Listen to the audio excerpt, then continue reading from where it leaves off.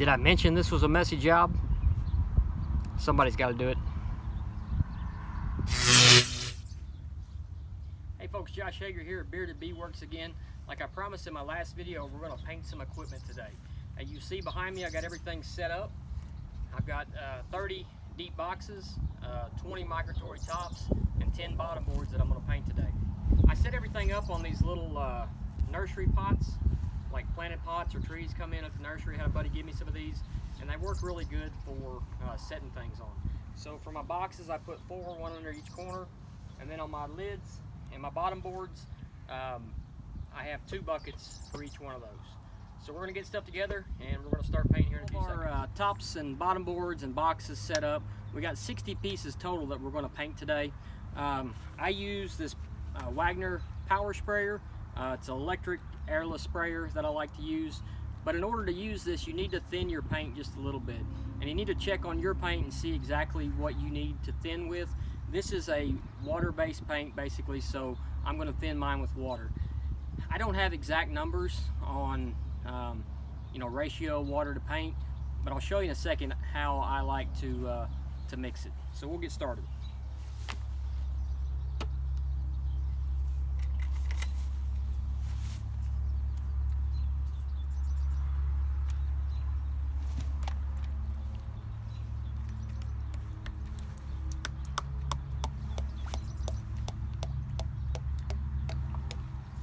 Just a heads up, this is a very messy process. I've already got paint all over my face and we just started. So I meant to mention it earlier, you need to wear some really old clothes, something that you don't care what happens to them, because you're going to have this all over you by the time it's over with. So you'll notice the paint just straight out of the bucket, it's pretty thick. It doesn't even want to run off the stick, but it needs to be thin just a little bit. So start slow and just work your way up until you get the thickness that you would like. It takes a little bit to mix it in there. Starting to thin a little bit, you can see how it wants to run off the stick, but it's still a little bit thick.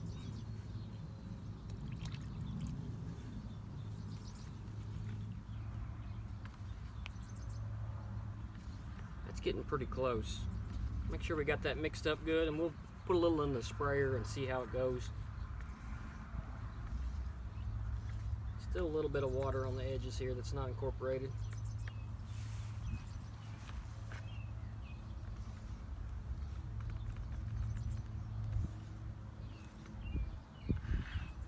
Alright. So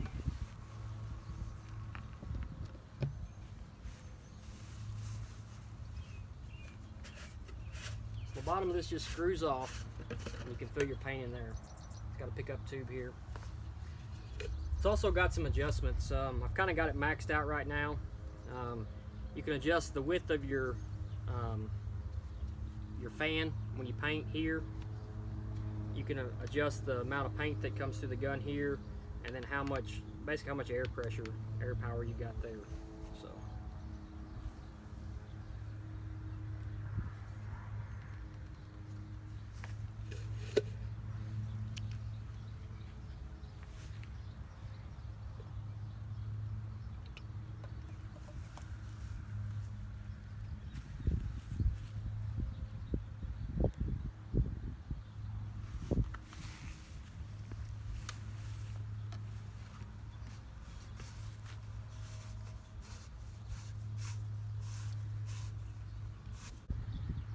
Okay, we got our paint mixed up. We've got it in our power sprayer. Now we're going to check the consistency of our paint and make sure that it's going to spray through the gun okay.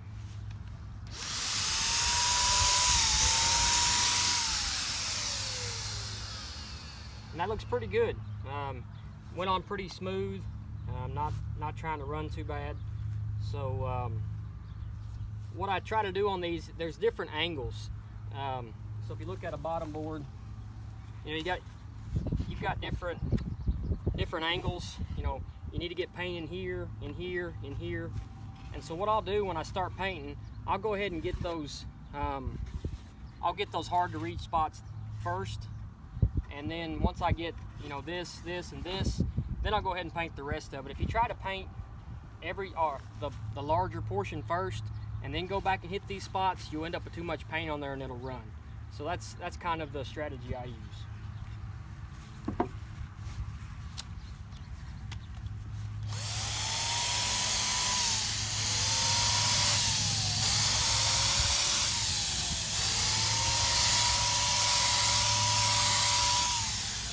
I'm just trying to get a light coat on there first. You don't want to put all your paint on at once. We're going to do this in probably at least 3 coats, maybe more, depending on how it looks. And then I just go around and get all the edges.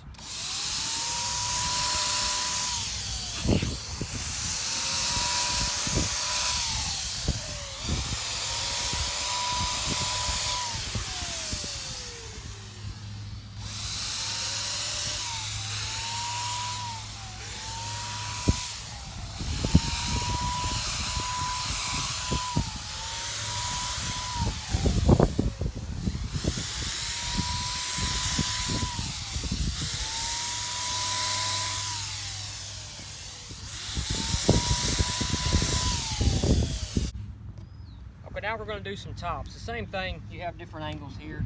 So I like to get this angle and this angle. And when I paint the sides, I try to come at it from the top and spray down. That way you get the side painted, but you don't paint the inside of the box. I'll turn this sideways here and show you what I'm talking about.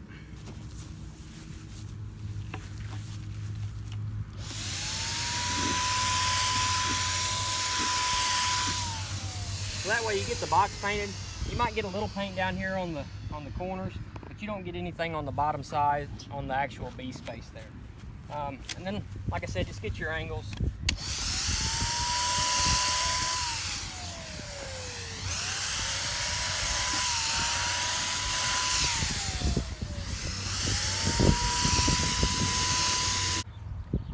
All right, so we're going to paint some boxes now.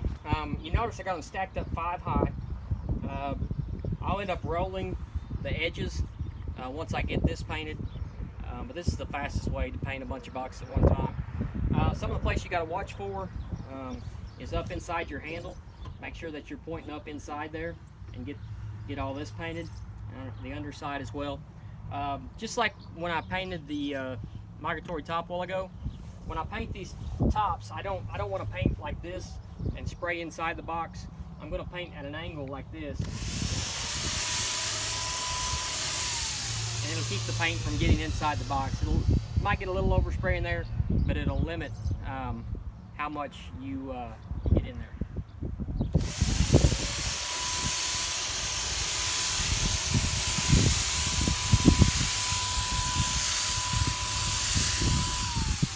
Like I said before, just start with light coats and build on it to try to keep from having runs. If you get a few runs, no big deal. The bees are not going to care. But it just looks a little better if you can keep it run free. All right, folks, we got our first coat of paint on everything. We're giving it a few minutes to dry. I'm going to show you a couple things here. You can see on this board here, some of the wood grain has soaked up the paint. So we're going to go back over with a few more coats. Like I said, you want to get that first coat on there and let it dry. And there's directions on your paint. Whatever paint you use, it'll tell you how long to wait in between coats. So we're going to let these dry a little while. They've been drying a little bit already. And then we're going to go back to painting again. Anywhere you got exposed wood grain, kind of like where I painted the end grain with the glue in my previous video, you can see this is untreated here. And so this wood grain is really soaking up the paint. You can see how it's doing better over here where we treated that end. So like I said, we got a first coat on everything. You can see here where some of the wood is shining through in this box here. But like I said, start with light coats and build on it, and it'll turn out good for you.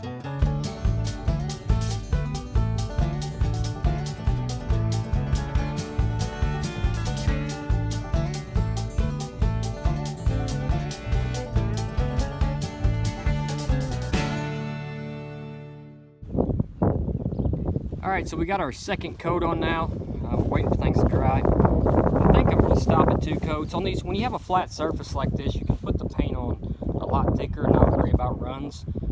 So I got a pretty good coat on these flat surfaces. Now my boxes, I will go back with a 3rd coat on them. Letting them dry right now, and then we'll go back with our 3rd coat. That's what it looks like after 2 coats. You can still see a little wood grain showing through in the handle, but everything else looks pretty good. We got a pretty good coat on there for our second coat. We get our 3rd coat on there, we'll be good. A little bit of wood grain still showing on this box here.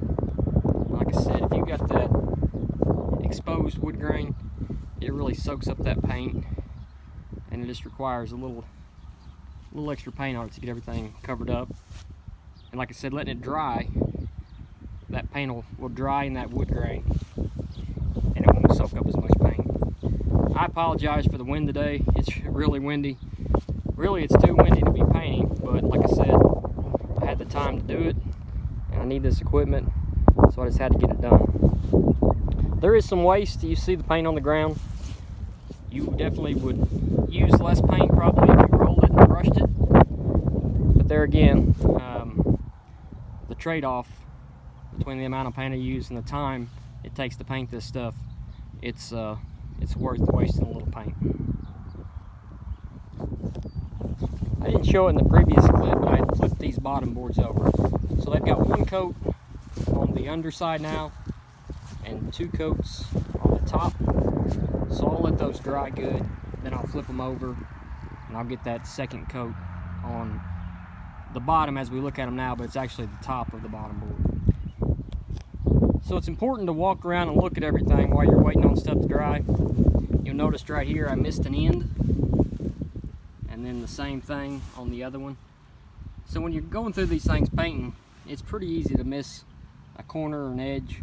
So just before you finish up your paint job, as you're in between coats and you got a second, just walk through and make sure you didn't miss anything, any edges or any sides. Like I said earlier, this is a messy job. I should have had a respirator and eye protection on. I did not wear it. You need it anyway, but with this wind, it made it even worse. The wind couldn't decide which way it wanted to blow. I tried to stay on the downwind side or the upwind side, and the wind kept switching. I'm covered in paint. So you really need to wear a respirator and eye protection. Like your dad says, do as I say, not as I do. So make sure you take care of yourself. We've got our 3rd and final coat on these boxes. Like I said earlier, we put 3 coats on this on the sides because it's easy to run. On the lids and bottom boards, we did 2 coats because you can put it on a little heavier and not have to worry about runs. So we'll do a follow-up video for this. We'll paint the edge here and here, and we'll do the same thing on the edges of our bottom boards. I'll get one and show you.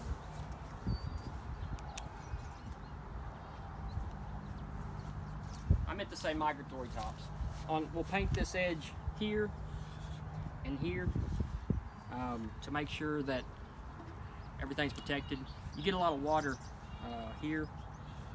You know, water stand or can get between the top of the hive and this feeder rim here. So we'll paint this and this on all the sides. We'll do a follow-up video whenever we get these dry. If you like what you see here, subscribe. Drop me a comment and tell me what you think about the new beard color. I'm thinking about maybe keeping it. So just let me know what you think. Thanks for watching.